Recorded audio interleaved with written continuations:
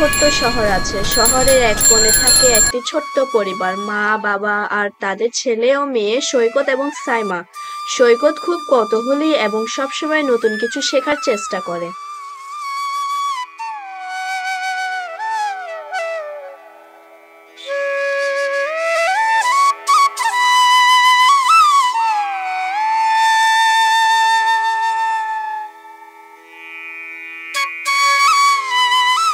সৈকত school থেকে ফিরে এসে খুবই মনমরা হয়ে বসে আছে।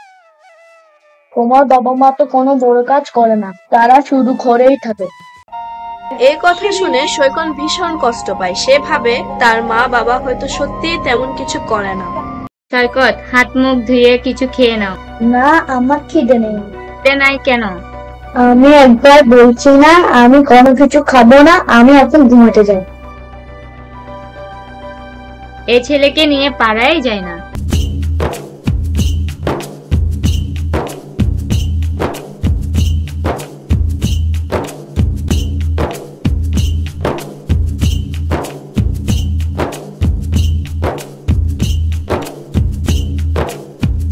সৈকত এবং সাইমা ঘুম থেকে জেগে উঠবে। সৈকত এবং সাইমা বাথরুমে মুখ ধুয়। সে নাস্তা খাওয়ার জন্য ডাইনিং টেবিলে এসে বসে, কিন্তু সৈকতের মন খারাপ ছিল। তখন সে বলল সে নাস্তা খাবে না। তখন তার ছোট বোন জিজ্ঞাসা করবে, কি হয়েছে বড় ভাই, কেন নাস্তা করবা না? আমি পাহাড়ে ওঠার সিদ্ধান্ত নিয়েছি। কেন তুমি পাহাড়ে উঠবা? তোমার বয়স হয় নাই, তুমি যে পাহাড়ে উঠবা। আমি একবার বলছি না আমি পাহাড়ে উঠবো। ঠিক আছে, কিন্তু আমি এবং তোমার মাও সাথে যাব। ঠিক আছে। আপনি কেন তাকে পাহাড়ে ওঠার অনুমতি দিচ্ছেন? সে কারোর কথা শুনবে না, তাই তার সাথে আমরা যাব তার হেল্প করার জন্য। বাবা তোমাদের সাথে কি আমাকে নিবে না? না আম্মু, সেখানে অনেক ঝুঁকি আছে। ঠিক আছে বাবা, আমি ঘরে থাকবো।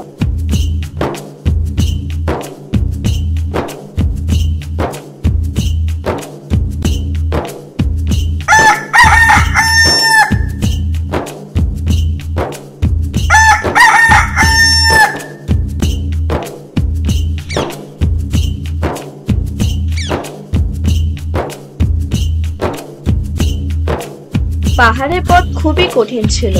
সৈকত একসময় ক্লান্ত হয়ে পড়ে। তার মা তার ব্যাগটা নিয়ে নেয় আর বাবা তাকে হাত ধরে টেনে তোলে।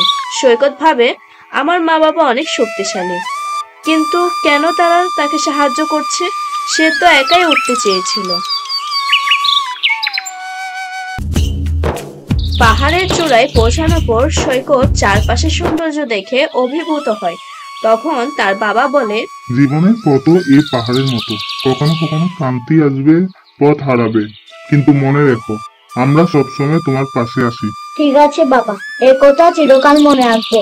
সৈকত বুঝতে পারে তার বাবা মায়ের অবদান সবসময় নীরবে থাকে।